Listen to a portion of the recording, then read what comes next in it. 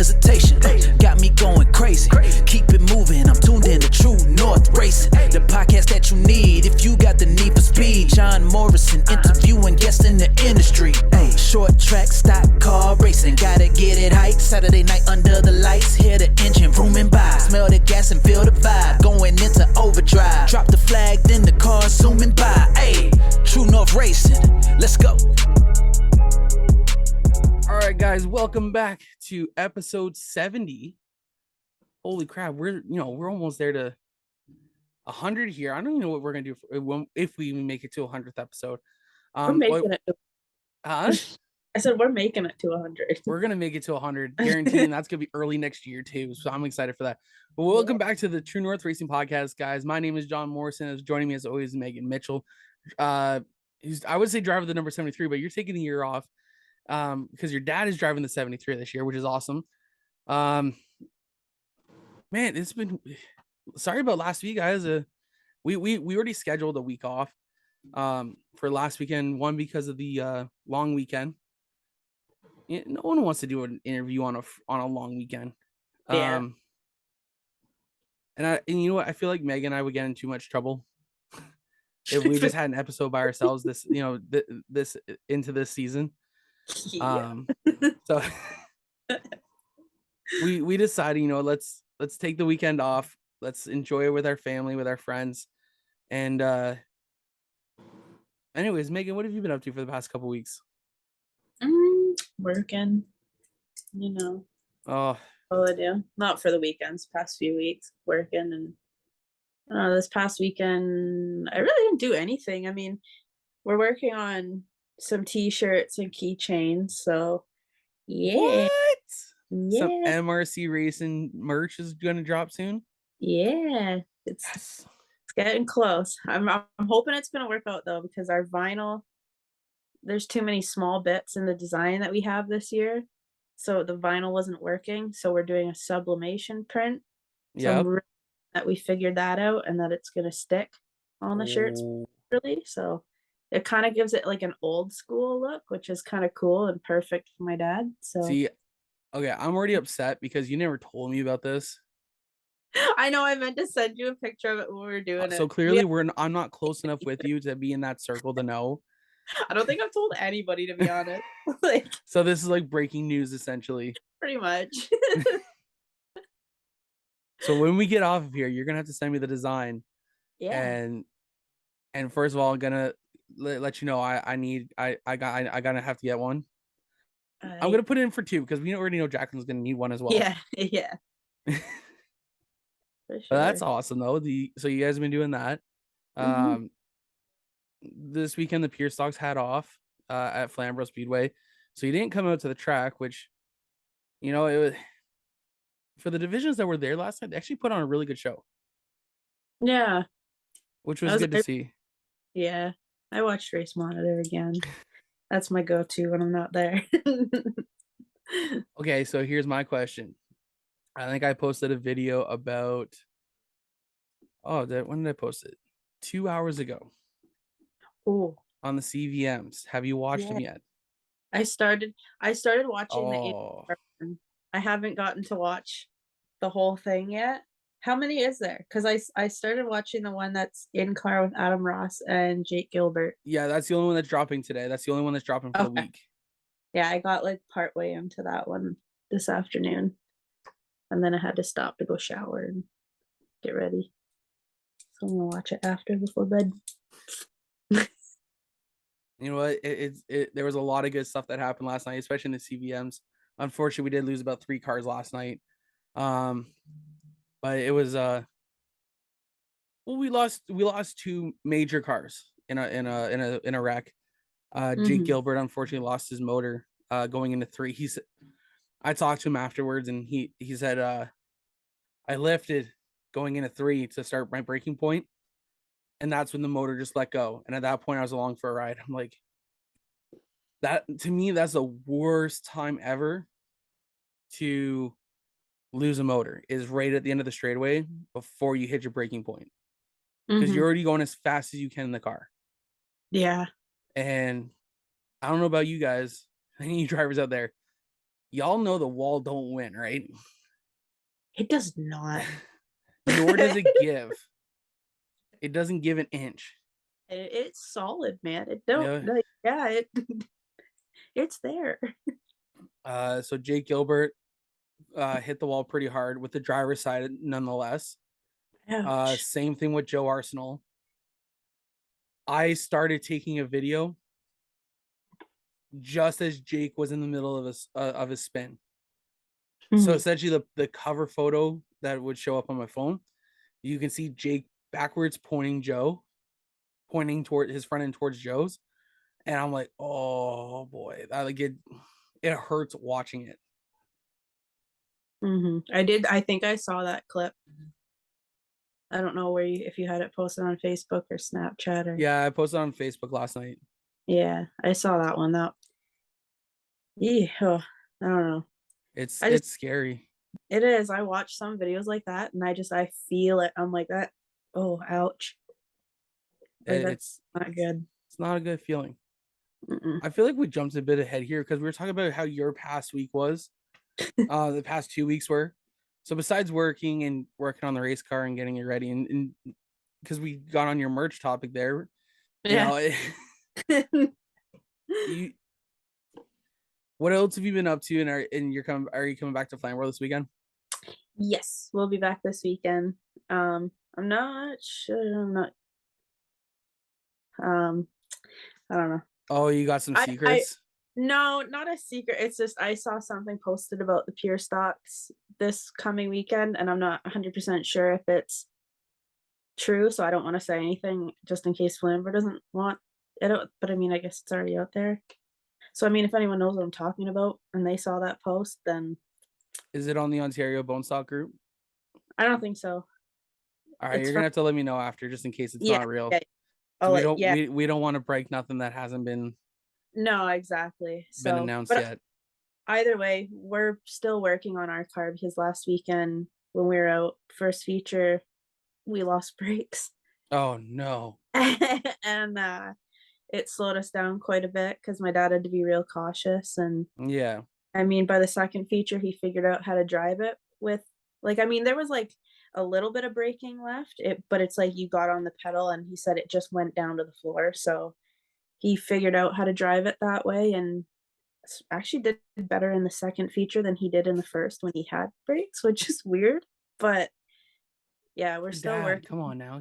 I know, like he's your dad's a badass. I don't give a damn. He's this guy, and this is a story I'm gonna make him talk about when he comes on. This guy literally got into a stock, or I don't know what division it was in when he was younger, but pretty much got into a race car with a broken leg, tossed his crutches in the back seat, and went out and he won the freaking race and got out in victory lane with crutches. Like, this guy is badass. Like, you're gonna have to make sure, because tonight, and as well as in episode 73, just 3 weeks from now or 4 weeks from now, your dad is going to come on here, and essentially the same thing is going to happen. Is I'm not going to talk a whole lot during the interview.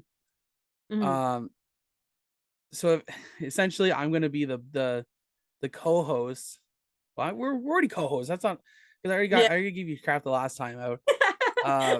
Saying that I'm the host, and then you're no, we're co-hosts. It's an equal opportunity here. You know, you're gonna be in the back seat. I'm gonna be the back seat. You guys are driving the show. I'm just gonna be sitting back there, just all right. Yeah, just bobbing my head, having a good time. Oh man, I'm gonna say this though: the past 2 weeks has been crazy. On my end, yeah. You know, the last time, because the last time you would have saw it, I don't know, you saw me last weekend, I think. I don't even remember if I actually saw you guys last weekend at Flamborough. I saw you for a quick second because I came up and Jacqueline hug, and then I said, "Hello, Jonathan." Yeah, you acting like if I'm in trouble, like, all right, what the hell did I do? Like, I didn't do nothing to you, so yeah, she said it so aggressively too, like, oh my god, Jacqueline, hi, and hello, Jonathan. I'm like, what did I do? I'm like, did Jacqueline tell you something that I did? Now I'm in trouble with everyone else in the group. Like I just like to play. Trust me, I think I do it with Kate and Dale too. I'll be like, "Hi, Kate." I'm like, "Hello, Dale. How are you?" Oh man, but so that would have been. Trying to think here because I went on a. Let's see, the week prior, were we racing? Oh my god, I don't even remember. We're in the middle of 3 to go. We raced last weekend, so yeah, it was July 16th, I think it was. No, because that was the weekend. I think so because I think that was my dad's July first 23rd. Yeah, July 23rd. I was at Flamborough. I want to bring this up real quick. There's days I feel like I have all the time in the world to do stuff, and there's days I know like I'm so busy by the time I get home after working an 8.5 hour day, I still have to put another 8.5 hours in. Yeah. But July 24th, 25th, holy crap. If any of you guys understood the amount of crap I had to do in about 2 days, I can't believe like when I went on vacation, I'd earned that vacation. Yeah. Saturday night after Flamborough, got home, did the write-up for the CVMs. I was up till 2 a.m. doing that. Totally. The next day, I don't even remember what I did. I can't remember where I went. But that night after the podcast, I did this video. I did our video for YouTube. I did the CVM video. Monday, I had to do others. I had to make sure that between Sauble Speedway, Jomo Media, and the Canadian Vintage Modified stuff was all done, and everything was set up for the entire week before I left Tuesday or Tuesday morning. Sunday night, I was up till almost 5 a.m. Monday night, I was up till 4 o'clock in the morning. Jeez. So when I say I earned that vacation, I earned that vacation. I'd say so. But Jacqueline and I had a great time up at the beach. We spent every single day at the beach at one point. Wednesday we were at Sauble Speedway, and I gotta talk about this for a second because this part actually made a lot of sense to me, and actually I really enjoyed it. When you go to Sauble Speedway and you hear this breakout rule they have, as a racer, it pisses you off. I get that because all the drivers and teams out there, you build your cars to go fast. You don't want to slow them down, which I understand. I get that. But when I was sitting there watching them, you didn't notice. I went in with an open mic because I have never seen it. I didn't understand. I understood what the breakout rule was, but I've never seen it live. And I never want to knock something until I see it live. I did the same thing. I talked about it with Jeff last year near the end of the season. And I said I was excited to go this year because I wanted to see how it went. Sure enough, it went exactly how I hoped it would. As a fan sitting in that grandstand, you don't see, unless you're purely watching a specific driver, you're watching a fantastic race. Start to finish. That feature in the combined fours, Sean Taylor, Wade Thorne, side by side for, I swear, it was almost 10 laps at one point. Neither one of them getting an edge. But guess what? Neither one of them broke out. Wade ended up going on a win, but that was such a fantastic race. And if you were to sit there and actually watch it, go to the grandstands. Understand that there's a breakout rule. So if you see a car slow down, it's not because of a mechanical issue. But that was some of the most entertaining racing I have seen in quite a while. And we watched some really good battles. I watched some really good close battles at Flamborough. Oshwegan when we go. I see some really good battles. But this almost prolongs the battles just enough that where it's forcing someone else to make a slip up. Just like it does on a regular track. But that time thing doesn't really factor in a whole lot because as a fan, you don't see the time. Unless you're sitting there with race monitor and you're watching. Yeah. Oh, this person broke out. Watch them further down the backstretch or whatever, right? But realistically, Matt Bray, who does the flagging up at Sauble, first of all, fantastic flag man.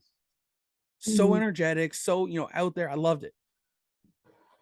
But he made it clear exactly what you were getting. If he knew in the one way that you were too fast and you were still coming around 3 and 4 going too fast, he held that breakout flag. He held that thing out and just pointed at the guy and just held it out. But man, watching it, I appreciate it a lot more than because I was hesitant at first. I'm going to be honest, but watching it, I have a whole new appreciation for it. I loved it. It was so cool to actually sit there and watch a race like that. I do got to say this because I got to pick on Alex a little bit. Alex, you did get lapped twice, so I don't. Holy. No, he's been okay. So this goes back to a Facebook post I put up there saying like, I'm sure you've seen it. I put out there saying like, what do people want to see when I go to Sauble? Oh yeah. Alex made a comment about in-car on his car. And he made a comment saying, he's like, oh, I bright orange car. I'm like, great. Do you have one in mind? And it's like one that flipped over and has one. I was like, oh, sweet. You're right. I'll ask Wade about it. I saw that. Right. So then he made a comment when we were in person. I think at Flamborough, and he goes, Wade didn't lab me. And Wade, of course, he's a fast car, but Sauble. And he goes, dude, I was looking at your rear bumper. He's like, but I didn't. I'm like, but you didn't lap me. But he got lapped. I think he got a lucky dog back, or I don't know if they do a lucky dog up there, but if they do, he got one back. And but man, it was so cool to watch. It was so cool to see. And throughout the field, it keeps it compact. It's actually really good. You don't, as a fan, even if you're a casual fan, you're watching, you don't notice the difference. No. You may see a car slow up real quick and then jump right back into the action as if you didn't see it. So, you know what? As fans or drivers, whoever you are, to be honest, don't knock until you try it. Go out there, support them, and see what they have to offer. Because I think it's good quality racing up there. That didn't stop there for me. I know I kind of went on a rant there. That didn't stop for me because I ended up going from, and that camping trip, that was Wednesday, got home Friday, picked up my kids, went racing Saturday at Flamborough. Sunday, we were going to go to Crystal Beach down in Port Colborne area. I think it's just it's more like Fort Erie. It's between Port Colborne and Fort Erie. Well, yeah. We ended up when we got there, the beach was closed to outsiders. So we're like, all right. So we're driving away, and and we're like, oh, what are we gonna do? Jacqueline was upset, and so the kids were all excited to go to the beach. Aww. All of a sudden, she goes, change of plans. I'm like, what are you talking about? Where are we going? Because like my phone's in the GPS. Like I'm like, where are we going? And she's like, you'll see. She clicks on it. And she showed me where we're going, and in my head, I'm just like, there's a place I know in Ontario. Right? The entire time, and I'm trying so hard not to sing it out loud. Yeah, I hadn't been since I was like 10 years old. And if you guys don't know what we're talking about, we went to Marineland. We ended up surprising the kids for a day at Marineland. It was a lot different than when I was a kid. Unfortunately, there's the lone orca that's there, and it was really sad to see. But other than that, honestly, it was a lot of fun. The kids had a lot of fun. The dolphin show was entertaining. The rides. My little, okay, so guys, I have a 6-year-old, okay, Maverick, and I swear this guy lives up to that like Tom Cruise character from Top Gun. He lives up to that badassery already at 6 years old. I didn't ever go on a roller coaster, so I was probably about 8. Okay, and we're like, oh yeah, and and we're like, oh, there's a roller coaster here called Dragon Mountain. Okay, so there's also this ladybug coaster that's kind of like Taxi Jam. Yeah. Mav didn't want to go on it. He was scared to go on it without Jacqueline. Oh. But then we were like, oh yeah, let's go to, you know, Dragon Mountain. You were like, we're not even sure if he's tall enough or anything, but we go there. Like, you know, he stands up straight. He's just at the line. Like he could have, depending on who it was, it could have been a pass or it could have been a fail. Yeah. Well, he passed him. We go in. We get him all buckled in. Or before we go through, he goes, Daddy, I gotta pee. I was like, you gotta hold it now, buddy. This is like, you had your opportunity to back out. You ain't backing out now, kid. So we got him strapped in. Holy crap, did this kid have so much fun. Not only did we go on it once, we left, we got into the bathroom just in case he did actually have to go. We're not asshole parents, okay? I'm not an asshole parent. We went on a couple other rides, then we went back, got on the ride. Oh my god, same thing. That kid's like, Dragon Mountain is so much fun because you went loop and another loop, and then you did this. And the entire time out here is like, can we go again? Can we go again? I'm like, oh my god, kid. I got a little thrill seeker on my hand, and I don't know how to deal with it because I'm a thrill seeker myself, and I'm my age. I understand when I need to pull back. Yeah. So, but that was so much fun. But anyways, the rest of the week was fine, and you know, last week was boring as hell. We already talked about Flambeau this Saturday night, so but man, it's so weird though. It's good to be back on the mic. I'm gonna be honest. It's good to. I miss doing this. Even when we have a week off, it feels so weird. Cause like Sunday nights, I'm like, last Sunday, oh my god, I'm sitting on the couch. I'm like, I need to be doing a show right now. You know, I'm like, I was gonna message you and be like, hey, do you want to do a fake show just to Literally, just get on Zoom and let's just even just like over a phone call. Let's just like, I was like, literally, let's just do a fake show. See what the hell comes up. See what it might be good. I said it might be good. Might be not might worthy. be a good thing that no one's listening. Yeah. Oh boy. Same way though. Like I didn't. It was weird. I didn't know what to do with myself. Yeah. I'm like, all right. I'm like, I mean, I could go to bed now, get ready for work. No, wait, no, because I had the next day off, so I didn't even have to do that. Yeah. I'm like, I didn't know what to do with myself. It was weird. Exactly. Oh, I feel that. It was so strange. Like it was so weird. But don't worry. Next week we're gonna have. I'm prepping you now. We're already gonna have a week off for Labor Day. Okay.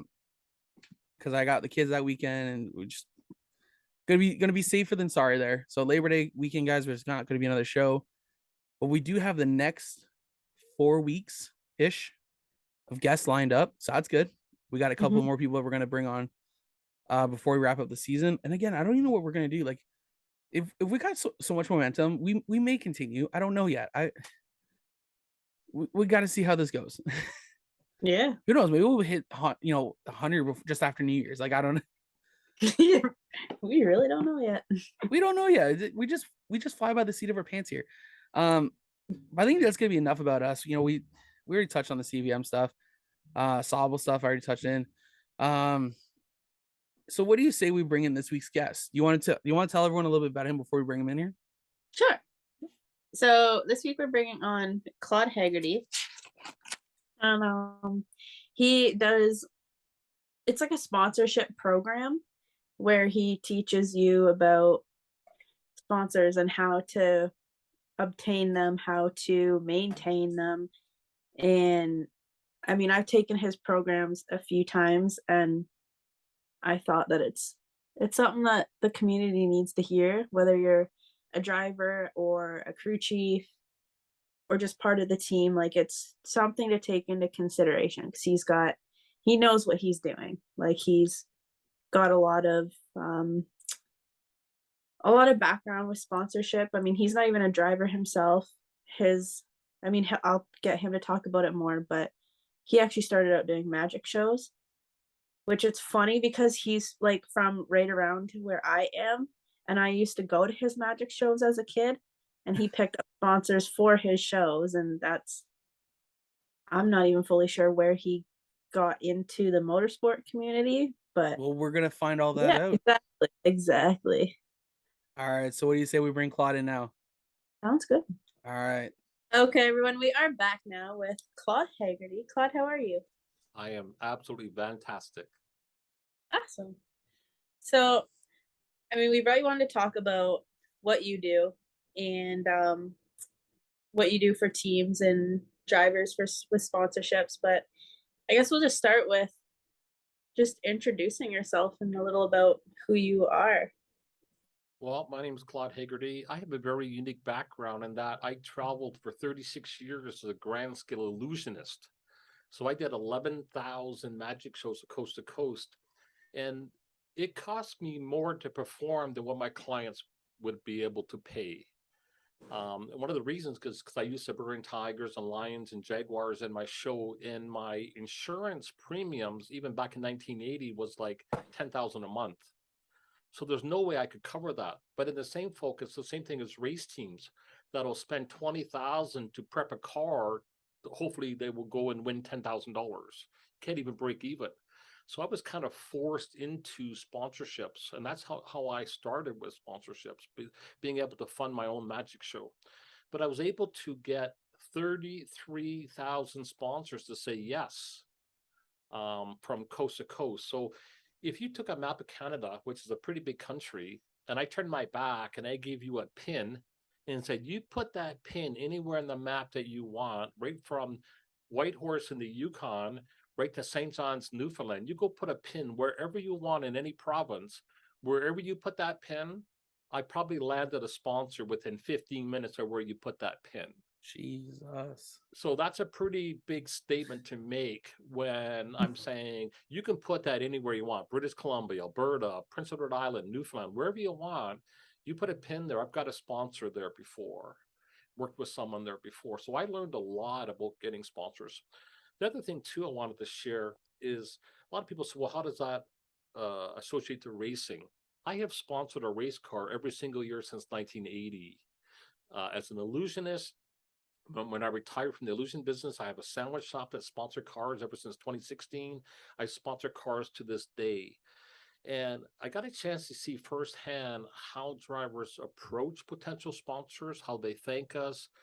And for many years, I knew that someone had to do something here. But to me, I'm just a fan, right? So I happen to be a sponsor wizard, but I'm a race fan. And for the longest time, I was a little bitter that the cars I sponsored really didn't give me a whole lot of value in return. I was a little bitter about that. But then I learned to realize it wasn't their fault, that they really didn't know how to give me value, maybe, because no one really showed them how. So one of the cars I was sponsoring was involved in a very bad fire. And 9 race teams lost everything. And he was one of them. They lost their car, their trailers, their engines, their spare parts, everything. So I took him aside and I helped him for 6 weeks on how to look at sponsorships a little differently, maybe, how to simplify this. And he was able to land 21 sponsors during COVID while the track Wow. was closed. So he was like, holy crap, he replaced the car, replaced the engine, the trailers, everything. He landed 21 sponsors, and yet Merrickville's only allowed 100 spectators in the stands, and he still got 21 sponsors. Some of the sponsors he was going to ask 1,000 or 2. We ended up getting 4,000 or 5,000 by just adding one little thing to the pie, to the value stack, right? Well, then the word started getting out, and I had a few more teams come to me and say, I've never been sponsored before. I've been racing for 20 years. I never had one sponsor. Ed from Hamilton was one of those guys, and I helped him get 7 sponsors, and his grandson raced absolutely free of charge. Well, the word started getting out a little bit, so that maybe I had a different way of looking at sponsorships. So I started a Facebook group, started helping teams for free. Come, give you value, ask any question you want. I started putting together these 1-hour workshops where I tell you everything you need to know in 1 hour. I charged $27 for that. 90% of the teams that attended were able to land a sponsor within 48 hours of attending that little workshop. Wow. Some of them $2,500 to $5,000 within 48 hours of attending. So then I started having teams come back to me and say, wow, in 1 hour, you taught me that. What if I worked with you on an ongoing basis over a 6 or 8 week period where I teach them every little thing there is to know about putting this together? Megan, you and I have talked a lot about sponsorships, and getting sponsors is like making a cake, right? If you've never made a cake before, go get a recipe and follow the recipe. And the first thing I will tell you is these are the things you have to have. So you go to the grocery store and you buy your eggs, you buy your milk, you buy your butter, you buy your pan, your whatever ingredients, and you come back and you follow that recipe. And it might say, step 1, go preheat the oven. So you go preheat the oven. Step 2, take 6 eggs, put them in a bowl. Step 3, add a cup of this, add a cup of that, put it in the oven. And if you follow that, you get a cake. Even if you've never done it before. But same thing with sponsorships. If you do A, B, C, D, E, F, the recipe that I helped to create, you get a sponsor deal. Now, when you make a cake, if you decide not to put in any eggs, well, don't. But you might not get a cake. Or, Megan, thank you for sending me a cool photo on this. If you happen to, because she sent me a photo on this, I love it. If you happen to put the egg in whole or cook the egg first, you might not get a cake either. And the same thing with sponsorships. You have to do this in order. And what I do is I help teams to simplify the crap out of this. And, you know, I'd love to share a few tips here if I can. Absolutely. Go ahead. Yeah, definitely. Here's the thing, okay? Number 1, if I went in my backyard right now with a shovel and a bushel basket trying to dig up potatoes, that would be very foolish because I never planted any potatoes out there. And I could go out there and look for hours or weeks. I could dig up every inch of grass in my backyard. I guarantee you there are no potatoes there. Why? I didn't plant any seeds and I didn't harvest anything. I didn't nurture that in any way. But if 6 weeks ago, if I would have went outside, if I would have planted potatoes or tomatoes or corn or any crop, if I would have nurtured those seeds just a little bit, I could go out there in full confidence a little time later with my shovel and a bushel basket, and I could harvest that crop 100%. It is going to be there. When I explained this to Reese teams, they were like, well, this makes so much sense. I'm like, well, when you send out a proposal to a total stranger and you don't get any response whatsoever, you're wondering, I don't know what's wrong with these people. How come they didn't send me a check? Well, let me ask a question. Did you plant a seed there in any way? Well, no, not really. Well, no. Okay. Did you nurture that relationship in any way? Well, no. Well, what do you expect to harvest, my friend? What do you expect to be there? Right? Absolutely. You reap what you sow. You didn't sow, so you don't reap. Right? Here's the thing. Sponsors will only sponsor you if you can check off these 3 boxes. Number 1, they got to know you, they got to like you, and they got to trust you. If they know you, like you, and trust you, you have a fighting chance. But if they don't know you, they're not going to send you any money because they don't really know you. If they don't like you, do you think they're going to give you a whole lot of money if they don't like you? And if they don't trust you, how much do you think they're going to give you? Let me give you an example. Let's say a total stranger emails you and says, I'm a renovator. Send me $25,000 and I'm going to come to your house. I'm going to make it look awesome. Total stranger. Would you send him a check? Hell no. Why not? You don't know them, you don't like them, and you certainly don't trust them. And you certainly don't, and even if you were to go ahead, you'd want to know a little more information, like, exactly what am I going to get? Let's see this color samples. Let's see the carpeting I'm going to get. Let's see the sample of the cupboards. And you also might want to know, give me some proof that you've delivered to other people before. Who have you already done? Show me some testimonials. Show me some proof that this is for real. And the same thing with sponsorships, right? One of the best ways to get sponsors is to take care of the sponsors you already got, right? Like, you should be liking their pages. You'd be sharing their content. You should be leaving them reviews.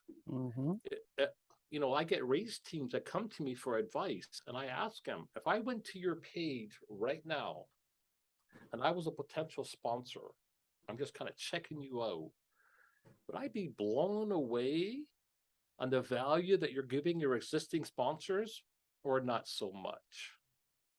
If I didn't see any proof that you take care of existing sponsors, why would I give you my hard-earned money? Yeah. Right?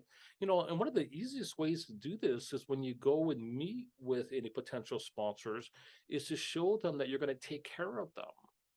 One of the ways I like to take care of them, to show them I'm going to take care of them, is if you had a sponsor that's been with you for a couple of years, take some photos of your car. This is my car 4 years ago. This is my car 3 years ago. This is my car 2 years ago. This is my car this year. If you were called in front of a judge and jury, they called you in the court, and you're standing in front of the judge, and they ask you a question, do you give value to your sponsors? And you say, yes, sir, I sure do. They say, prove it. Prove it. Well, hey, let's take out the foregrass.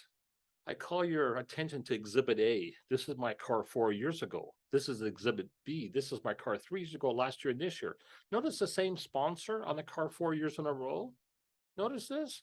You know why they've been with me for 4 years in a row? Let me tell you why. I take care of them. And I'm going to take care of you too, should we end up partnering together. Right? That goes such a long ways if you can just show that you're taking care of your existing sponsors. Super simple, right? And if you're not, go to your page and start leaving reviews, leave Google reviews, leave Facebook reviews. First of all, the sponsor that you're doing that to, they're going to be like, wow, thank you so much. Wow, that's cool value. And secondly, anybody else who is coming there to check you out will be blown away that you're taking care of that. 2, screen capture some of those photos and take those photos with you too. When you're meeting existing sponsors, this is some of the write-ups, some of the reviews I've given some of my current sponsors, and this is some of the things that you can expect should you decide to partner with me as well, right? And here's another tip too. If sponsors will only sponsor you because they know you, like you, and trust you, which is true, by the way, okay, if that is true, which I believe it is, why not begin our journey with sponsors that already know us, like us, and trust us? Because we're already past our hurdle now. So what are some businesses that already know, like, and trust us? Well, for example, if you have any friends or family that have a business, they already know who you are. They already know you, like you, and trust you. And I get some people say, well, I don't want to bug my friends. Are you kidding me? If I was a real estate agent and I'm your friend, and you decide not to come to me because we're friends and you don't want to bug me, so you go ask another realtor and they sponsor you, and you promote them the way you should, and they generate one lead, they sell one house, they make $37,000 commission, and you never even approach me, your friend? I'd have a problem with that. I'd have a problem with that if I was your friend. So here's my rule of thumb. There's 3 things I always say to begin any sponsor discussion. I say, I will not prejudge, I will not prejudge, I will not prejudge. I ask everybody, and here's the question I ask.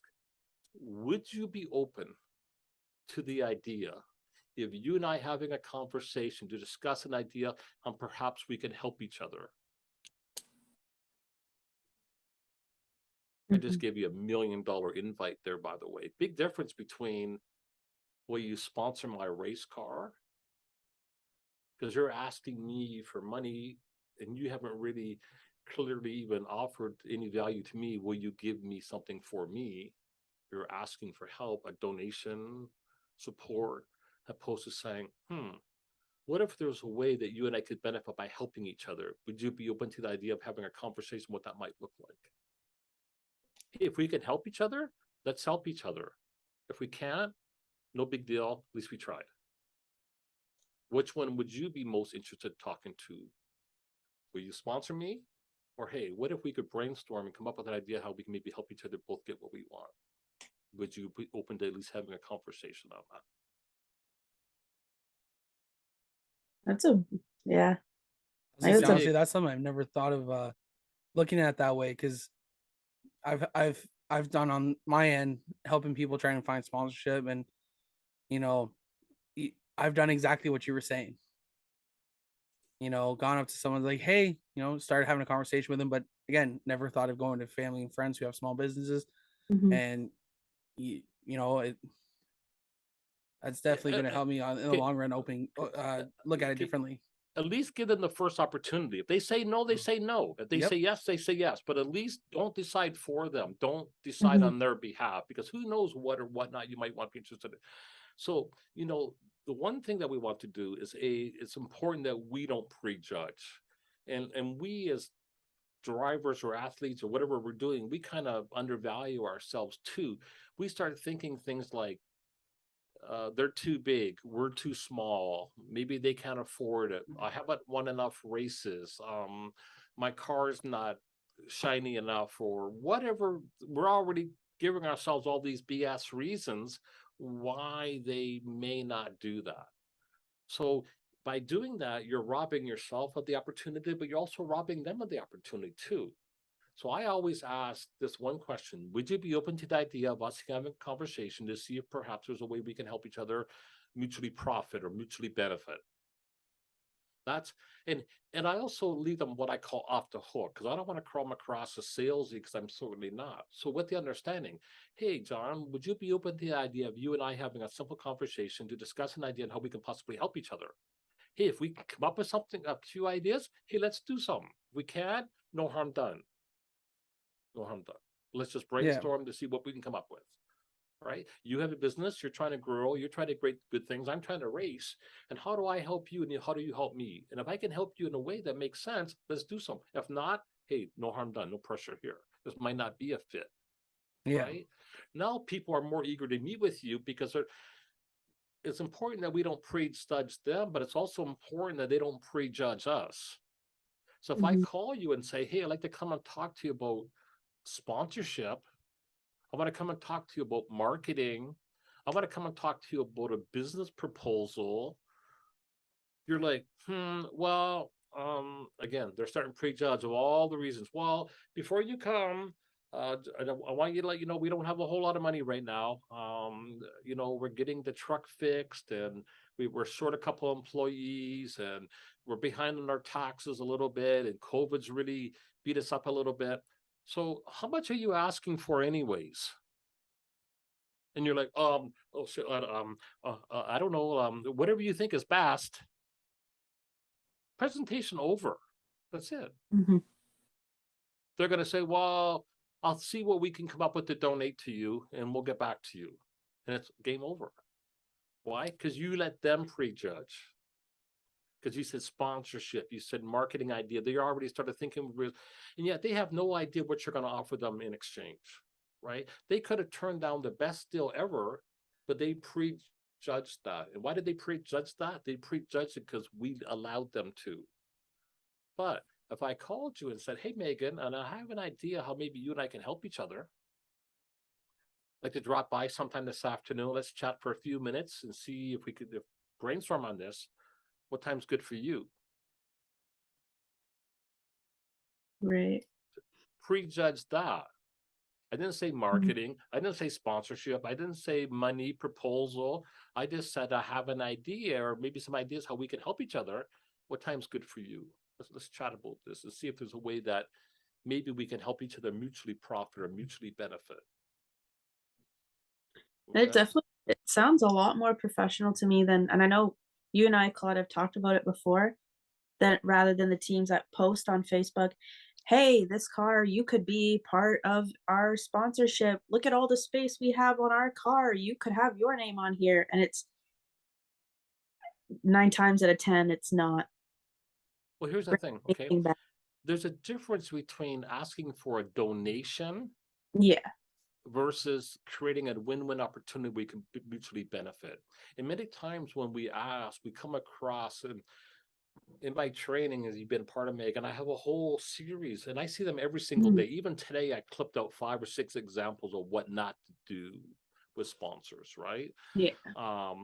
Because they don't give value back in front of the sponsors. And here's another one too. There's a common one. There's so much I can share here, and I don't want to go over my time with you folks here, but I see a lot of teams that win or posting, they had a great night and they say, thank you to all my sponsors. They thank their mom, their dog, their crew, their aunt, their uncles, the water boy, the water truck. They thank everybody. And they just, oh, thank you, sponsors. Are you kidding me? Spell them out, man, one by one. Who are they? Why should people appreciate them? Right? Just say, thank you, sponsors. That gives absolute zero value back to a sponsor. That's how you'll lose a sponsor. Don't even mention their name. Give me a break. And by the way, too, just at the end of your post, if you put hashtag this sponsor, hashtag that sponsor, hashtag that sponsor, that gives absolute zero value back to a sponsor. If I own a tow truck business, if I own a sandwich shop, if I own a restaurant and you put hashtag great restaurant, you think people are going to come to my restaurant tomorrow? No chance.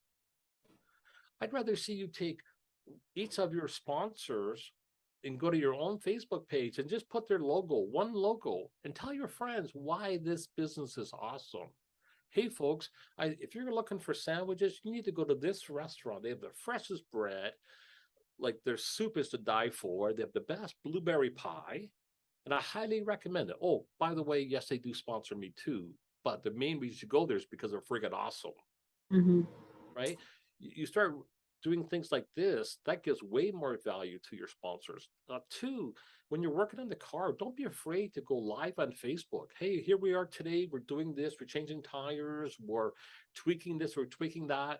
And while we're here kind of updating you on what we're doing with the car, I want to give a shout out to my realtor sponsor. He or she is wicked. They've been with my family for years, blah, blah, blah. If you're looking for a realtor, call them. Tomorrow, you're doing another Facebook Live. Here we are. We're loading up, getting ready to go to Ransomville or wherever you're going, and we're all loading up here, getting ready. And today I'd like to thank this particular company. Not only do they sponsor me, but I get my oil change there every month. The last 7 years, they're always bang on, top notch, highly recommended. Right? Send a couple customers or friends over there. Can you imagine if a couple people started going over to that business and said, I'm here because Megan highly recommended I come. Right? Even if you went to your Facebook following and you got 1,000 followers or 500 friends, you ask all your followers, you want to help me and my team? You want to do something awesome, everybody? Good. Go to this page and like their page for me. Can you imagine tomorrow a business opening up their Facebook account? They found out 400 people just like their page overnight because you asked them to? That's how you take care of your sponsors. That's how you attract more sponsors too. So super simple. I mean, this is not probably the strategies people are thinking about, but this is how I help people all over the world to nail sponsors with confidence. Currently working with 75 race teams. Those 75 race teams I'm helping right now will generate an extra $2 million this year, 20 to 40 grand a piece, by following these simple strategies. Right? So I guess you covered a lot of the questions I was going to ask, but kind of building on that, like what kind of things could teams or drivers do or give, like other than just putting a sponsor's name on your car? Like what else can we do to give back and have this win-win situation and keep obtaining and maintaining these sponsors? That's a great question. That is an amazing question. First of all, I always try to make sure that people I do business with get 2 to 10 times what I ask of them. And I want to be able to demonstrate, first of all, in advance, because again, remember the renovator coming to your house, want 25, 30 grand. You're not going to give them the money unless you spell it out, right? So you want to spell it out how I'm going to give you 2 to 10 times in value back. Okay. So for example, let's say you went to the radio station or in the newspaper or anybody like that and say, tell you what, I want you to partner with me, sponsor me. And rather than giving me $1,000 a check, how about you give me $1,000 of airtime to thank my sponsors? And they're like, okay, Megan, we'll do that with you. So now you go to your realtor agent and say, what if you sponsor me for $1,000? But first thing I'll do, how about I mention you on $1,000 worth of radio ads? I'll just mention you every time I go on the air. I'll thank you. So now you're giving me $1,000, and I've given you $1,000 in radio ads. So now we're kind of even. But what if I thanked you every single week on a Facebook Live? What if I left you some Google reviews, Facebook reviews? What if I could get 25 of my followers to go leave you a 5-star review? What if I could, here's another great one that I love to do. You know, there are times when I sponsored a race car, there was 15 sponsors on the car, me being one of them. And until I started teaching this, not one time was I ever introduced to the other sponsors on the car. For shame, for shame, for shame, for shame, for shame, for shame. If you have 10 or 15 sponsors on your car, or even one sponsor, 2 sponsors, and they're awesome people, and you love them, and they love you, and they're amazing people, why wouldn't you want them to get to know each other and help each other to build their own little win-win cross promotions and friendships all attached to you? One of the biggest things you could do is find ways of bringing them together. Here's a couple quick ideas, right? Have a Facebook page just with all your sponsors on it, so you can keep them updated all in one time. Hey, folks, I'm going to be over here. I'm doing this. I'm going to be in a parade. I'm doing different things with the car, and I want you to be there. 2, do a meet and greet. One of the things I did with some of the teams I work with, for example, let's say they went to a brewery that might be one of their sponsors. They arrange a car show, and they have a couple cars there, but invite all your sponsors out to an event. And we all stood around the car, which I taught him how to do, and I got to participate, so kudos, it works. And we stood around the car, and he's like, this is Claude. He owns they have the freshest sandwiches in town. This is John. He's a realtor. If you're looking for a home, this is the guy to go see. If you're looking for auto body, this is the guy. If you're looking for car detailing, these are the people right here you need to know. And they had some drinks and some burgers and fries, and we went around and got a chance to meet all those other businesses, right? As a business owner, it's amazing. I own a sandwich shop, but I would love to know a kick-ass accountant, a kick-ass bookkeeper, a kick-ass marketer, somebody who can do mechanics or tires or oil or veterinarian or dentist or restaurant, any of those things. Why? They'll benefit my family, and B, they could benefit my business. And if there was a way I could network with these people, and what does it cost you to bring your sponsors together? $0 by introducing them and let them be friends. You do that, they will attract other friends who also want to be part of this group where we're all helping each other, right? You surround yourself with 10 or 15 people that you can trust that are all very good at mechanics, dentistry, veterinarian, this, that. Life sure gets a whole lot easier, my friend. And whatever you want to do, because I just go to him, I go to them, her, I go to them, because we're friends of a friends, and we made this friendship through the race team. So that is something unbelievably easy and yet super powerful. Okay, let me give you an example. Let's say you're a real estate agent and you sell one house, you're going to make 20,000 commission. But when you sell a house, you don't get your commission unless your client can go get a mortgage. They can't go to the bank and get a mortgage. They don't get the home, and you don't get your big fat commission. So what if you brought in a mortgage agent that has access to private money that can help that realtor to close more real estate deals? But so that's of interest, right? And if they happen to be sponsors of year 2, and now maybe they need a financial planner, maybe they need somebody that does zoning or appraisals, or someone does home inspections, and they might recommend someone else to help them in their own personal business. But that's also another kick-ass sponsor for you and your race team too, by bringing these people together a little more than putting a sticker on a car, right? Yeah. I mean, something you said kind of reminded me too, which I feel like is something that's important. I see teams do this. Like, do you want to just talk about why it's important to have,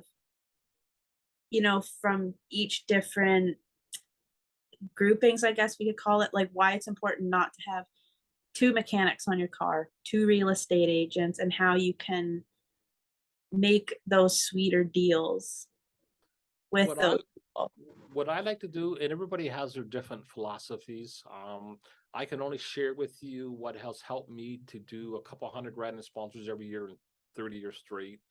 I've helped entertainers all over the world get sponsors, and I've helped race teams all over the world get sponsors too. So I can only share what has worked with me.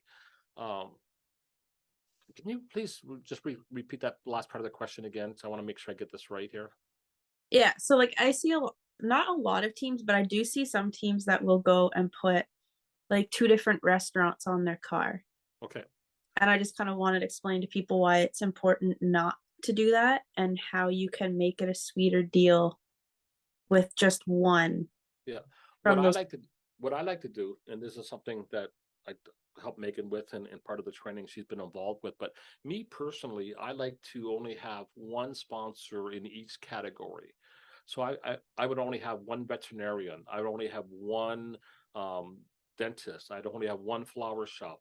I might have more than one restaurant, but I might have one pizza shop, one sandwich shop, one fine dining, or a different something that they didn't compete against each other.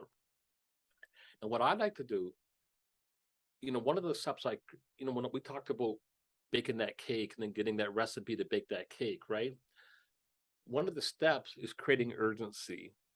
And you have to create urgency, because if you don't get them to come on board sooner than later, they'll put it off for quite some time, and they lose out and you lose out because they never get around to closing this. So what I like to do is saying, I only have one of each category, and I simply make it first come, first serve.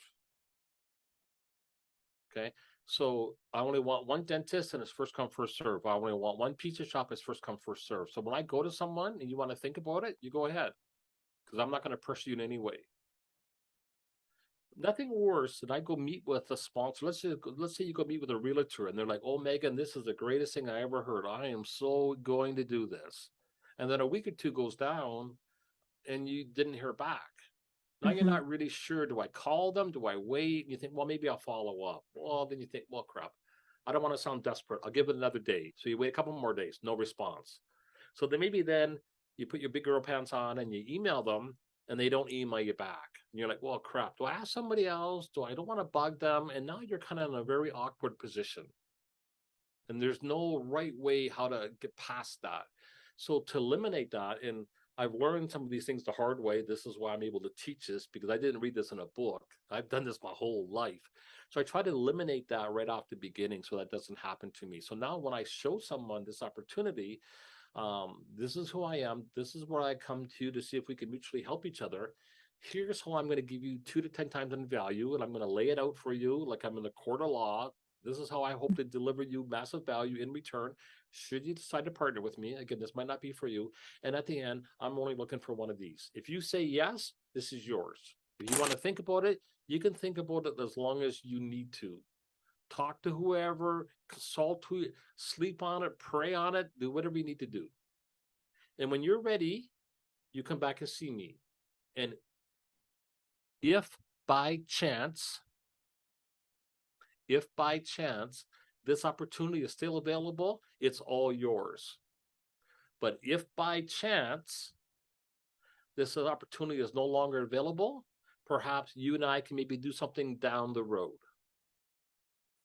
Zero pressure here. But now, once I show you, I have no hesitation in going to another realtor saying, hey, this is what I have. This is what I'm looking for. This is how the one realtor I partner with is going to benefit. And it's first come, first serve. And you're like, I want to think about it. Think about it. I go to option number 3. Right? I've had times where people have emailed me, and I had 2 emails in one day. An email at 1 p.m. saying I'm in, and one at 1:04 saying I'm in. I go to the back of the one that was at 1 p.m. Looking forward to doing business with you. The one at 104, I am so sorry. This opportunity is no longer available because it's first come, first serve. Have I lost maybe 4 or 5 sponsors by doing that? Yes, I have. Have I gained 33,000 sponsors to say yes by doing that? Yes, I have. It's first come, first serve with zero pressure. Even my classes, when I consult, I help 12 teams at a time. I go through a 6-week process with them. First come, first serve. When the seats are full, we're done. Wait to the next one. First come, first serve. So I don't know if that answered your question, but that's kind of how I do that. And it gives them amazing value too. And two, because if you reach out to people that you know, like, and trust, and they already know, like, and trust you, like I mentioned, you can go to them and saying, one of the reasons I come to you first is because we go to the same church, we live on the same street, our kids play hockey together, whatever the reason may be, or I know you, or we have a mutual friend, whatever it may be. I'm here to give you the first opportunity. If you like this, we'll chat, see if we can help each other. If we can come up with something, let's do something. You have the first opportunity to this. And if it's not for you, say no. Offer it to another realtor, another dentist, another mechanic. But I wanted to make sure that you had the first tips on this. Super simple. And that also creates a little urgency too, because they're like, oh crap, I can probably meet you today. I posted them saying, well, just email me something, you know. So, and it's all I know I've thrown a lot here at you folks tonight, and hopefully I didn't go over this a little bit, but you know, I'm very passionate about helping race teams to get real results. And you know, here's another thing too I like to talk about is proposals, right? Like, I'm not a big proponent of proposals, Megan. You know, my training, I do encourage people not to send out proposals. And one of the reasons is because it's that know, like, and trust factor. Again, you start sending proposals to folks. It's like you emailing someone saying, hey, send me 25,000 and come renovate your house. They're like, no thanks, no thanks, right? And if you go meet with them in person, they get to know you, like, and trust you. So rather than sending out a proposal, I'd rather sit down with someone. Let's brainstorm on how we can possibly help each other. And if we can come to an agreement, let's write up a simple agreement based on our conversation, not on a proposal on some of the things I think you might want, right? And I know for a lot of teams, and me personally in the past, one of my hardest part with approaching sponsors is just that fear. So like, do you have any tips for how to get over that fear of talking to potential sponsors? Here's one. Okay. I approach people I already know, like, and trust.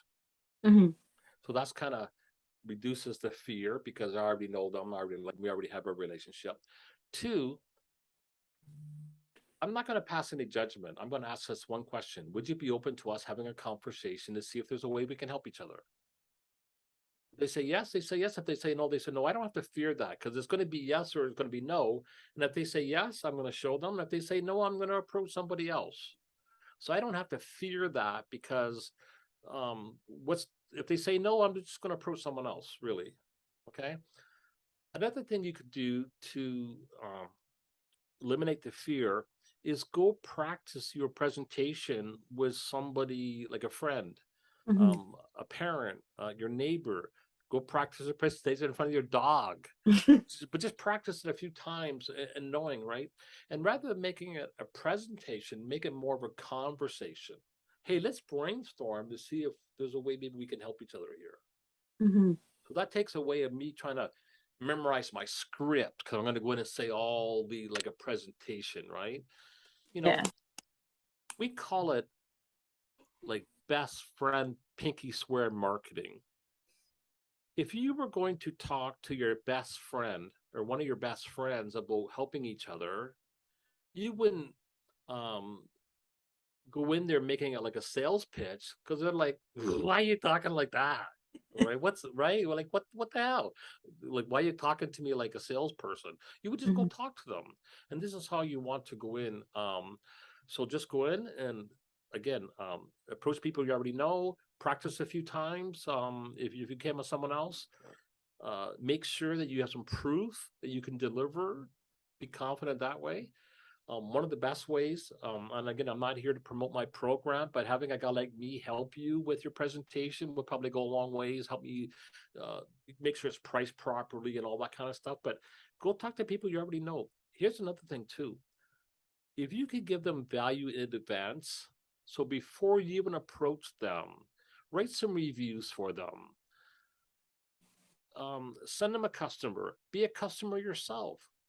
And sometimes when you leave them value, it doesn't have to be even earth-shattering. Here's an example. Let's say I'm going to approach a dentist. I might go on YouTube and I might search for funny video dentist, funny dentist video. And I might find 5 or 6. Oh my God, there's one that's hilarious. I might send it to my doctor. Hey, Dr. Smith, I was just on YouTube today. I saw this funny video and I thought of you right away. Enjoy it. Have a nice day. So I sent it to them. They sent it back. Oh my God, Claude, that was friggin' funny. Thank you so much. I'm like, yeah, no problem. Have a nice day. That's it. I didn't plant them. I'm not there to sell them a sponsorship or anything like that. I'm just creating value for them. Hey, maybe the next day I might go lead them. I might like one of their posts. Next day, I might share one of their posts. A couple of days later, I might leave them a review. I might go recommend them to somebody who might go in and ask them some questions saying, yeah, Claude sent me here saying you're awesome. If I was then to reach out and saying, hey, I have an idea how maybe you and I can help each other, would they be more or less interested in talking to me when I've already been giving them results in advance? One of the biggest things when we're talking to sponsors, we're trying to convince them that we can help them. One of the best ways you can convince them you can help them is to help them. Right? Why do I have a Facebook group with 1,900 teams? Why do I operate that for free? So people get to know me, like me, and trust me. So I get to know them, like them, and trust them, so that hopefully one day we can partner together and I can help them to implement this and we both can benefit by doing so. Right? Why do I come on your podcast? So people get to know me, like me, and trust me so that I can help them to see if there's an opportunity where we can mutually benefit by helping each other, by giving them results in advance. Super simple, right? Again, if I planted potatoes and I nurtured that relationship, those seeds, I could go out there with full confidence looking to harvest. Same thing, if I give people results in advance, that's by planting seeds. I nurture that relationship by being a good person, just doing nice things for them, helping them, sending them customers, leaving them reviews, things like that. Doesn't cost you anything, right? One of the things I teach my program, I take their logo and I make them a couple of cool animated videos. Hey, I did something really cool with your logo. Check it out. They're like, oh my God, awesome. I'm like, yeah, use it any way you want. They're like, wow, this is so amazing. Right? All I'm doing is making friends, like giving them value in advance. So, Megan, John, like I'm here to help any team that wants to be helped. And I offer a free consultation. You can talk to me for half hour, ask any question. I do it for free. All I ask is show up, right? If I'm going to give up family time and come and sit in front of my computer to meet with you, help you for free, show up. Or at least give me a back. I'm not going to be there. You can go to chatwithclaude.com, book a time, I'll consult with you for free. Ask any question you want. And I'll give you the strategies for free. Now, if you want me to help you to implement that afterwards on an ongoing basis, I have a couple different programs. One of them, I help you for an hour, but I give you the recipe, everything, and I only charge $27 for that. There's $1 million of advice. I charge $27. The only reason I charge $27 is that people watch it. When I give it for free, they never opened it. There's $1 million of advice and people never open it because they're too busy. So I charge them $27. Now they watch it. And those who attended, I even have this automated now so you can watch it anytime. People get sponsors within a couple days. And then for those who want me to help them even beyond that, I help them over a 6-week to a year period. And they're looking at under $500 for my help for the whole year. So that's kind of what I do, right? Help people wherever level they're at. But for free or $27 or a couple $100 or whatever, I encourage people to chat with me to find out where they're at. I give them some simple strategies that they could use. And if they want my help further, again, if it's a win-win, we'll do something. If not, no harm done. Same thing as what I've been sharing with you folks here, you know. But I believe that we can do better, and we need to get this under control, and we need to take better care of our sponsors, or there will be no sponsors and there will be no racing. So because that happens all the time. So, you know, start thanking your sponsors. And two, if by chance you happen to get that checker flag and they hand you that microphone, you got 45 seconds. Don't waste time thanking your dog. I mean, thank those who got you there. I'm just saying. I didn't mean to laugh. I just thought that was Okay, funny. I'm serious, right? Make that count, because you may not get that microphone again. Yep. And just don't say their name. Say, folks, you know, I know you folks are pressed for time, but I got 6 sponsors. But hey, when it comes to life insurance, go see Joanne. She's been helping my family for years, the best. You're looking for veterinarians, I highly recommend this doctor, and here's why. And you thank your sponsors that way. This restaurant, they have the best soup, they have the best breakfast, they have the best this. You will get a 5-star customer service, everything, and that's why you should go there. You want people to sit up in the stands going, oh my God, I need to sponsor that team. That's why I want you to talk about me. 2, videotape yourself thanking your sponsors at the finish line.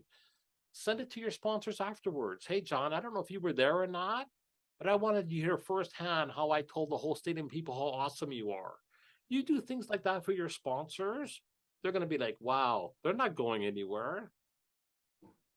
But when you win the checker flag and you say, thanks, sponsors, that you don't mention them, some guy sitting up in that stand is going, maybe next year I'll take that 2,500, maybe I'll do something else. And next year they just tell you, no thanks. And you don't even know why. You don't even know why. So. And I mean, John and I, we just talked about that on here a few weeks ago, though. I mean, John himself has had a lot of drivers this year go to victory lane, and I think every single one of them every time has mentioned his Jomo media. And I know, to see John that happy, like, why wouldn't you want to give that moment to your sponsors? Because like, they got you there, so exactly. Give it to them.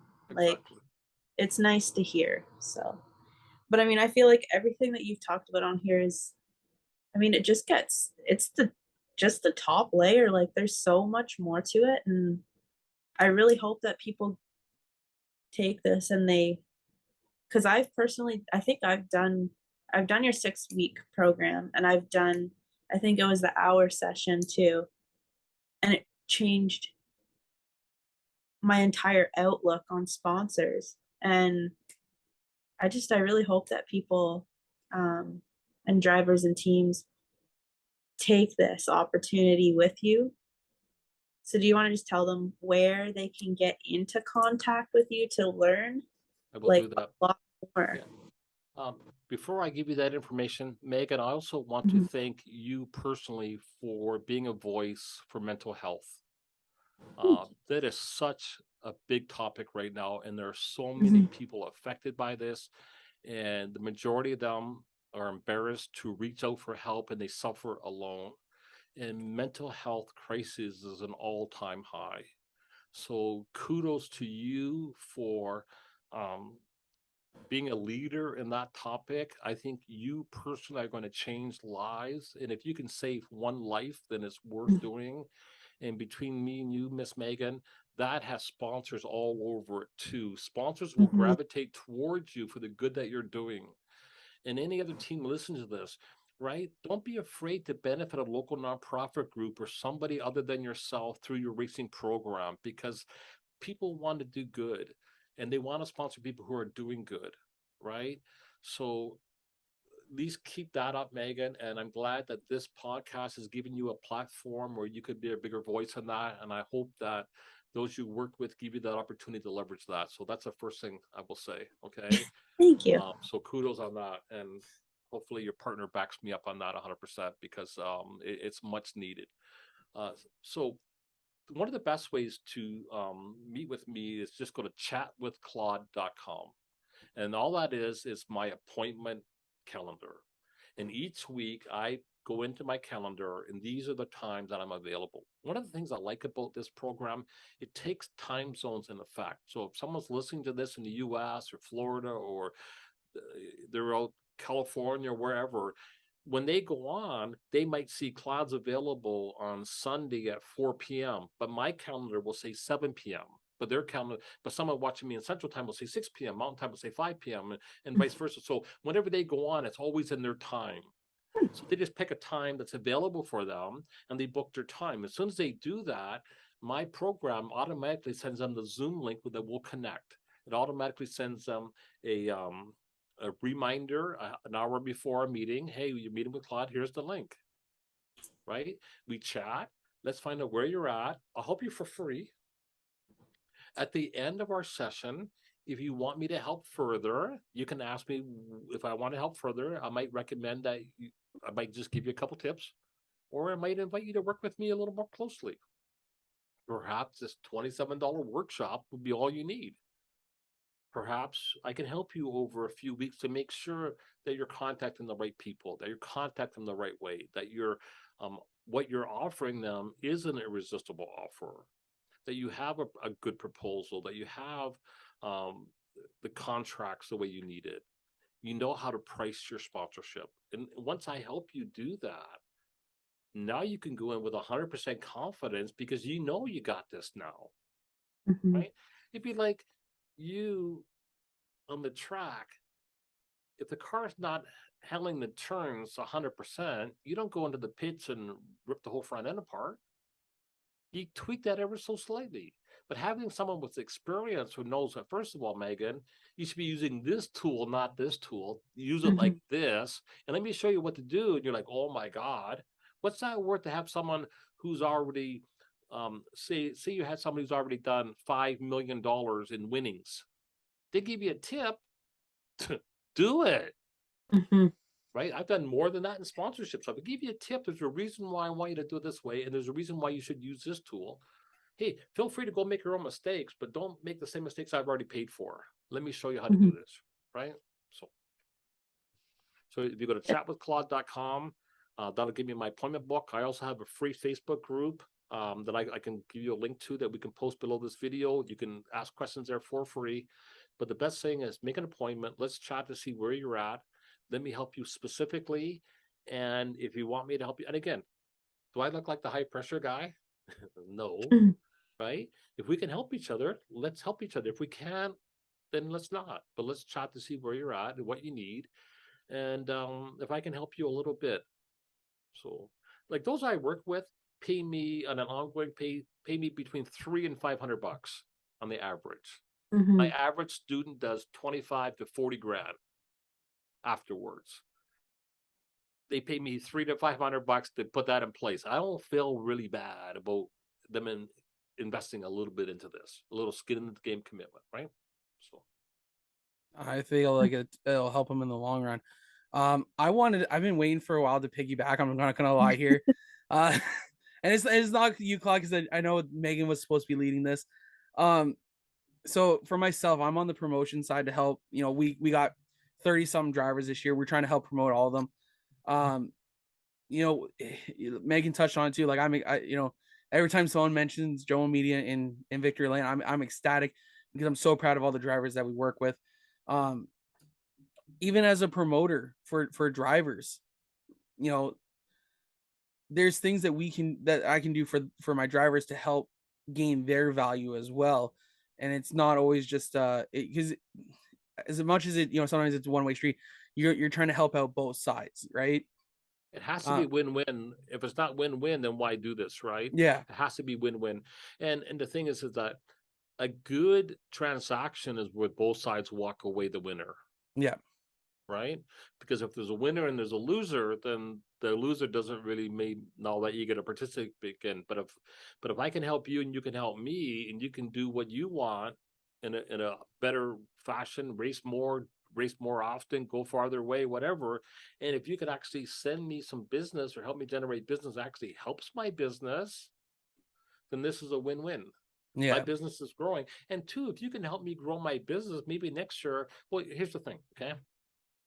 Somebody sponsors you for $1,000 and you give them 5 to 10 times in results. So let's say they give you 1,000. You give them $5,000 in value back.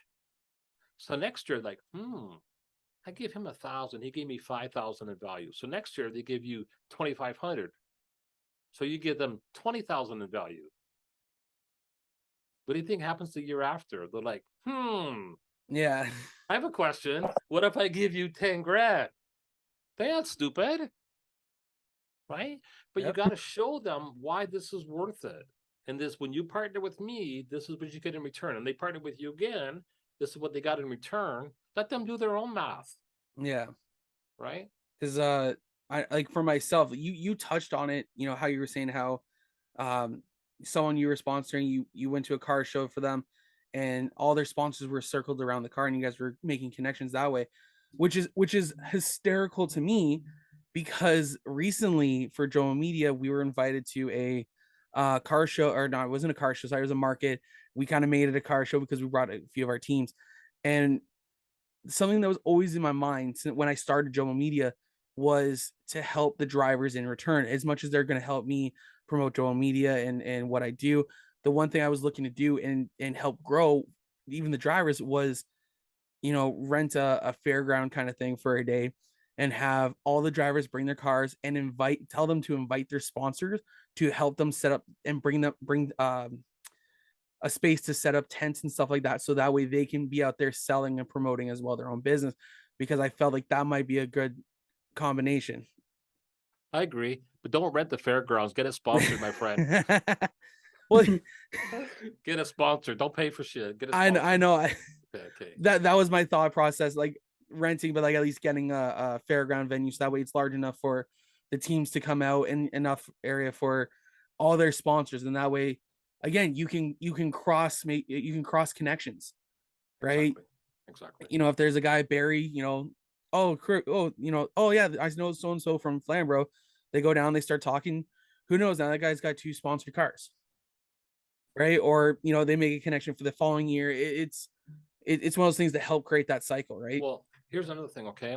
And I'd love to talk to you because I have an idea for you too. But this is a whole other topic, but there's the whole other conversation. But we should talk one day, my friend, because I have an idea for you. But you know, here's the thing, okay? But here's the thing, right?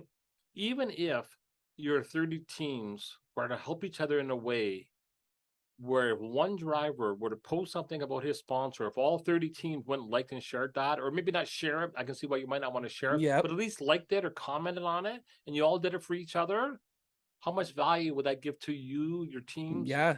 Just by saying, hey, when Megan posts, I'm going to go like it. When Fred posts, I'm going to go like it. When they post, I post, they're going to go like it or comment on it or somewhat, just to kind of get the traction rolling. Because a lot of people don't want to be the first one to comment and all that kind of stuff either.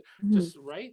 But if you can help each other that way, it's better for racing and it's better for the teams and it's better for the sponsors. Just create those win-win opportunities, right? You know what? I'll definitely have to add you on Facebook after this, so that way we can I can hear what you have to say about moving forward here. Anyways, Meg, that's all pretty much I had to say for right now. Megan, you want to take back over here? Yeah, I think I covered like all I think we have covered a fair bit here. You know, I encourage people to reach out, chatwithclaude.com, book an appointment with me. Let's chat about where you're at with zero pressure. See if I can help you move forward. I'll post a link below here for I also have another page. If you can go to raceforfree.info, there's some free training on there. You can access a $27 workshop if you want to invest $27. Again, most people landed a sponsor within 48 hours of attending that workshop. So if it's not worth $27, please don't go there and do that, because you're probably end up with another sponsor. And then if you want to work with me further, you reach out and we'll talk about what that might look like. But you know, I'm certainly the no pressure guy. I only work with those who really want to work with me. And same thing with sponsorships. If somebody doesn't really want to partner with you, then don't work with them. Only work with those that you really want to work with. And this is why go out with people that you know, like, and trust. You already have that friendship. You already have that relationship. Start with them. And then once you get some credibility and confidence, you can go whatever you want. But in the beginning, start with people that you already have that know, like, and trust factor. It will be so much easier. Right? Give them value in advance. Invite them to chat. Create that irresistible offer, showing them how you're going to give them way more than they give you, and make it first come, first serve. Like that's it. That's the recipe right there. So Hmm. uh, Yeah, you know, I think you and got a lot of value. one thing I want people to understand: I do not sell secrets. I don't sell secrets. I don't sell the recipe. What I sell you is my 40 years of experience on how to implement this so you get real results with your team. Hmm. Right? Everybody's at a different spot. Everybody has things of value to offer that other teams may not. Right? So by I help each team do is to figure out what they add, what do they got to offer, and how can we leverage that so that they get sponsors, and how do we leverage that so those that we partner with get massive results, right? So, Hmm. Megan, I really appreciate the opportunity to join you guys here tonight. It's been a blast. Yeah, I appreciate it. I really feel like it's something that all teams need to take into consideration and learn more about, because there's a lot of teams out there that are racing from their own pocket when they don't have to be. And I mean, this is information, like, you have really valuable information, and I just felt like it needed to be out there and shared. So, I appreciate it. Been a hmm. blast. Hmm. Oh, is there anything else that you wanted to add? No, I'm just I just encourage people to reach out, chat with Claude.com. Let's see where you're at, see if I can help you in some way. I encourage folks to support your podcasts, and I look forward to listening in again. And if I can help you further, I'd love to come back again and be a guest again. And Mm. so I appreciate what you folks are doing to help teams. And it's kind of nice that we're all from the same area here in Ontario and that we could gather together. And hopefully this will help people all over the world. I'll share this on my groups, and this will be available to teams far and wide. So, and hopefully it brings people back to your podcast as well. Hmm. It's definitely just another win-win situation for all of us. Very good, very good. So good night, folks. I really appreciate being on the interview. And if I can help you again, please reach out and make sure we chat some more, because I have some ideas for you too, my friends. So Sounds good. I appreciate it, John. Megan, All right. thank you so much. Good night, guys. Thanks, Take care. Claude. Thank Yeah. you. Good night. All right, guys, that was Claude Haggerty from chatwithclaude.com. All his links for where you guys can find him are going to be down below in the video, and as well as in the posting on Facebook, Instagram, and Twitter. Man, that was actually we didn't talk a whole lot, but like we heard a lot. And this is I've brought it up in the past, and this is one of the best things I've ever listened to and heard is, as media, sometimes the best thing to do is just sit back and shut up and actually let the person talking talk. Mm-hmm. And I think we did a great job of that today. Yeah. You know, and Claude took the time and explained to us how certain things are and how they're going to help any drivers or teams trying to find sponsorship. Like, I thought it was a good interview. You did a great job. So I'm really proud of you for that. You're going to be leading another one here in a couple weeks here when we have your dad come on. So that's going to be fun. Mm-hmm. I feel like that one's going to be like, even though it's my dad, it's going to be a little more difficult because I know. But that's the thing, is like, it's going to be a conversation, right? Yeah. And I feel like your dad's going to be able to sink himself into it and enjoy the conversation. Definitely. He's been prepping, right? Oh, yes. Yeah. It's good. We're going to have a good time, and I can just feel it already. Mm-hmm. What is that? Sorry, guys. I just had a squirrel moment. I was trying to figure out what was underneath a stand over here real quick, because it was underneath, and this is all I saw was a white backing. Megan, can you guess what this is? It looks like a sticker. I don't know. What kind of sticker? I'm kind of tilting the sticker a little bit. It kind of looks like the shell of a CVM, but I'm like not 100% sure. Oh, okay, that makes sense. I found a spare one in my car or in my backpack after a while, and I forgot I bought a couple of them when they were at Flamborough in 2020. And found it in my backpack recently. So I just left up here. I completely forgot about it. I'm like, oh, what's that? Sorry, guys, for the squirrel moment. Jesus. I know it's always so weird because when we record on Sundays, I feel like we never know where we're gonna be the following week. Mm-mm. So like it's kind of weird that we have to play like. And when you guys listen to it on Tuesday, Wednesday, Thursday, Friday, whenever you guys listen to this, it's weird announcing where we're gonna be a week in advance on the show. But like, you know where we're gonna be at the same time. It's weird because sometimes we don't even know. I know where I'll be pretty much every weekend when the CVMs are running at Flamborough. Megan, I'm unsure of because they're running kind of a part-time schedule, but you guys are also looking to travel, as far as I know, and enjoying some other tracks. Which I feel this is not a dig on you because this is a dig on me as well. What the hell happened? What the hell happened this year? I know. Okay, I thought about that the other day too. Like literally yesterday. I'm like, hey, I said I was going out to all these different tracks this year before the car was ready, just to watch. Yeah. And I made it out to Flamborough, Oswego, and Merrittville. like that's it. Yeah. That was my thought process too. And I'm like, we're in August. And I've only been to Flamborough, Oswego, and Sauble. Like, I haven't been to Sunset yet. I haven't been to Delaware yet. I haven't been to Merrittville. I haven't been to Merrittville this year. You know what? 27th, I'm going to Merrittville. August 27th, you guys are gonna find me in Merrittville, guaranteed. I'm calling it now. I gotta talk to the girlfriend to confirm that, but we very likely I think we might end up at Merrittville on the Saturday. I've had two guys now ask me to come out to Oswego on Friday nights and put a GoPro in their cars. That'd be a cool view. But you know, here's the problem. In the CVMs, it appears that my GoPros have a curse. Yeah. You know, Megan knows about this. Like, so, I don't want your camera in it. Hold up. First of all, I think I jinxed the one because I said I'm like it went to victory lane 2 weeks in a row. Yeah. And then guess what? In feature racing last night on Saturday Night Flamborough, Adam Ross in the 44 went for a spin, pulled it off the track. In the second feature, Jake Gilbert blew a motor going into 3, wrecked his car. But if I go anywhere else with my GoPros,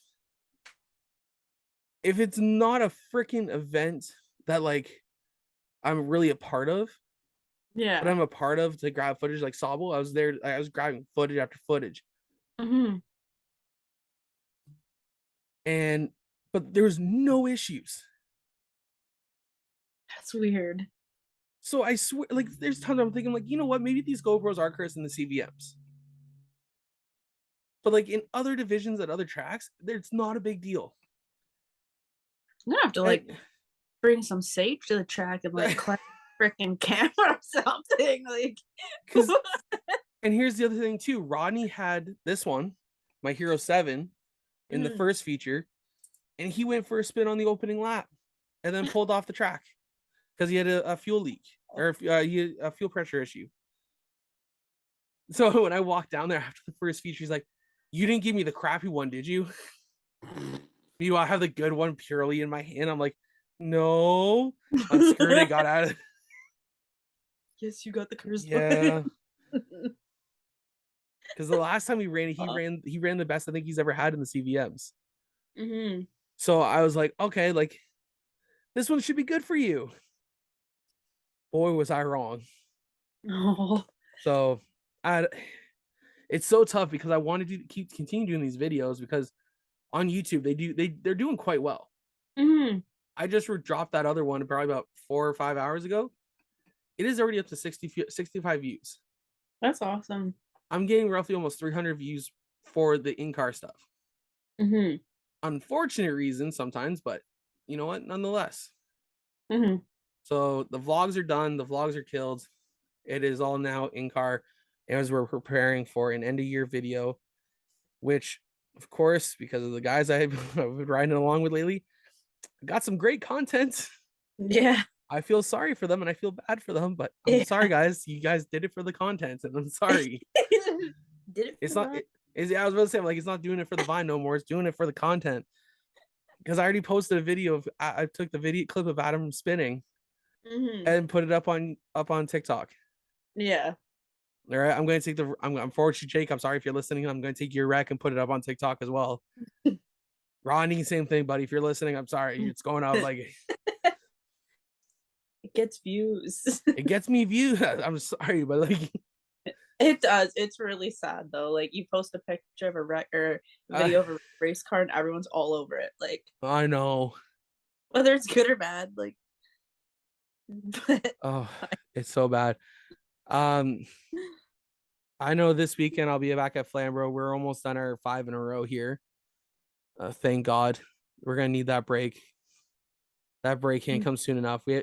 So I've had my displeasure with the schedule all year of running 5 races in a row for these cars. And you know, back when parts were more readily available and it made a lot more sense. But with part shortages, it has sucked for some of these teams this year. And the fact that some of them are able to turn them around real quick and get them back out in a week, bless their hearts. Like Joe Arsenal this year, I think he may have to do another rear clip on his car. Oh wow! Because of the wreck last night, and I don't know. Like I know he's looking for it. He's got a new car being built right now, and I think it's gonna look great. But man, it just sucks that they're having to continue fixing this one and getting it ready. But yeah, it's, you know, we're in the middle.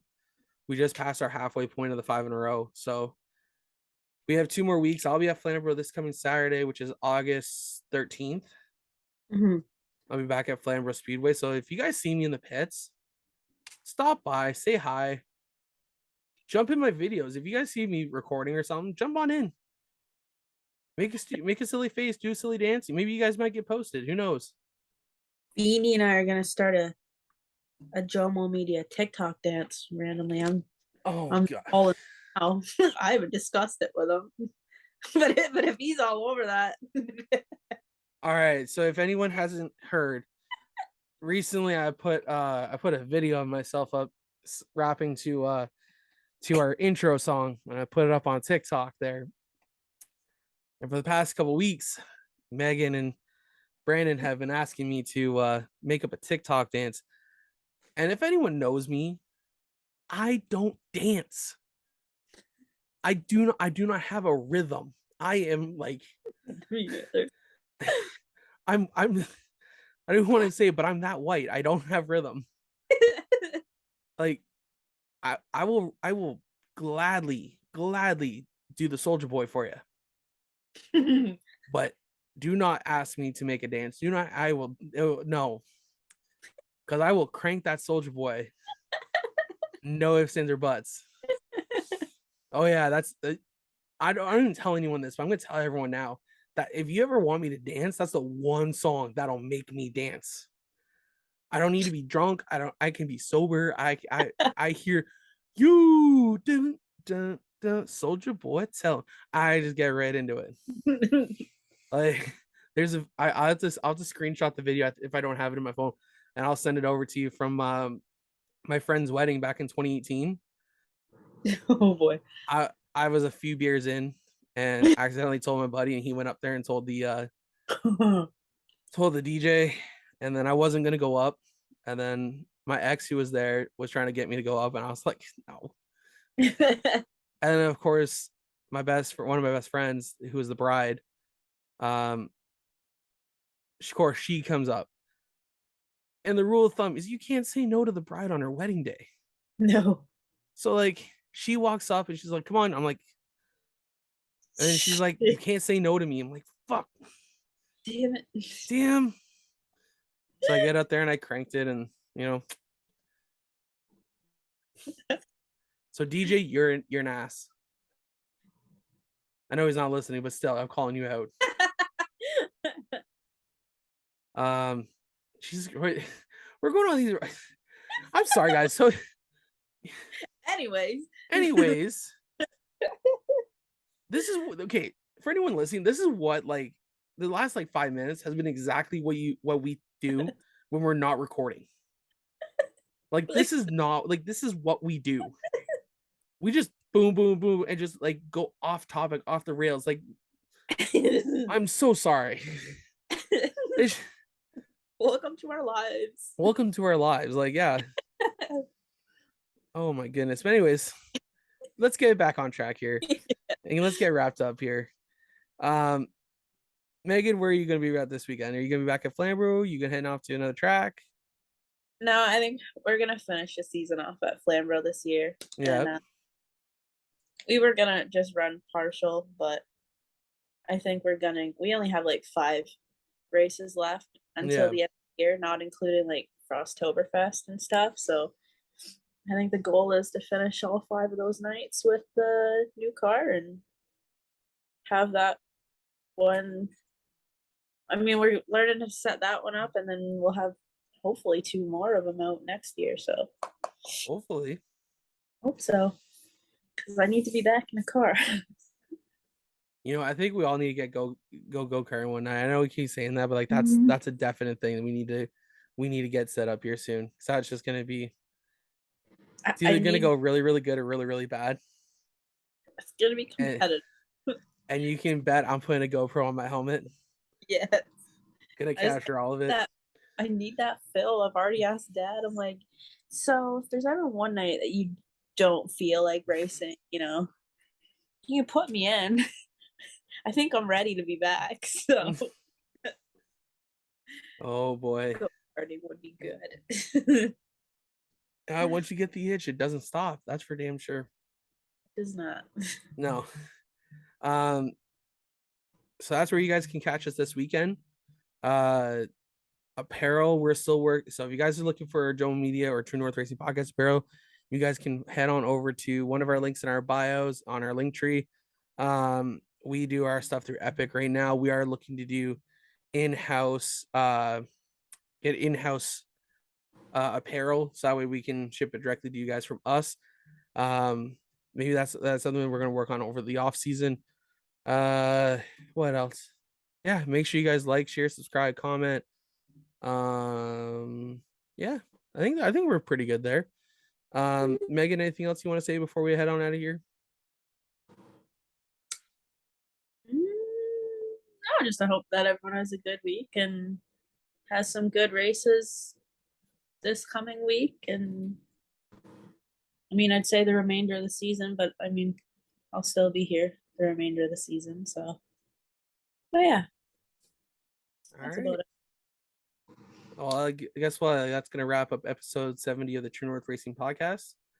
And next week we're gonna have a good one.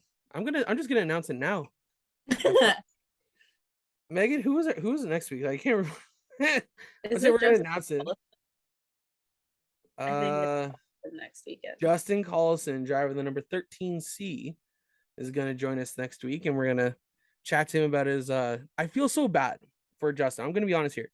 So Justin won last week here. But he reached out a while ago and asked about coming on the show before the Quick season started. And I was like, dude, I'm booked into July.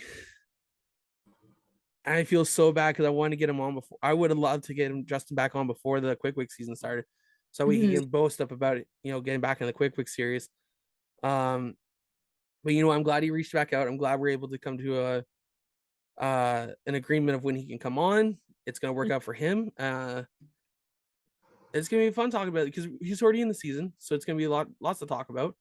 And I think we're gonna try to do something as well later on in the season for Justin and his dad Brad. So that stay tuned for that. We're gonna see how that works out when we can get that one dealt with. That may be a full in-person one too. So keep an eye out. But yeah, that wraps us up for this week's of the True North Racing Podcast. For Megan Mitchell, I'm John Morrison. Thank you guys for checking us out. Make sure you guys like, comment, share, subscribe, and also make sure you guys are following us on Facebook, Instagram, and Twitter at Jomo Media. And thanks to all our drivers who run Jomo Media stickers each week. And hope you all have a great, safe week, and we'll see you guys back at the track next week. See you guys. Peace out. Drop the flag, then the car zooming by. Hey, True North Racing. Let's go.